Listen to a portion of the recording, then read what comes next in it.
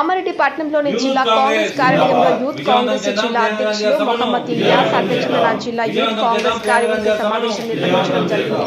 వివిధ నియోజకవర్గ అధ్యక్షులతో పాటు కార్యవర్గ సభ్యులు ఈ కార్యక్రమంలో పాల్గొన్నారు.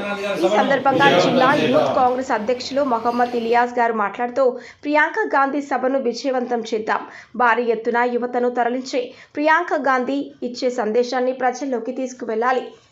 ఇప్పుడున్న పరిస్థితుల్లో ఎట్టి పరిస్థితుల్లో కాంగ్రెస్ పార్టీని గెలిపించుకోవాలని, మన రిజర్వేషన్లను కాపాడుకుందాం. యువత తలుచుకుంటే సాధ్యం కానిది ఏదీ లేదు. మోదీ నియంత పాలనను అంతమొందించి ఇంద్రమ్మ రాజ్యాన్ని తీసుకువద్దాం. కాంగ్రెస్ పార్టీ నుంచి మా ప్రియమైన ముద్దుబిడ్డ శ్రీమతి ప్రియాంక గాంధీ గారు మా కామారెడ్డికి రావడం జరుగుతుంది.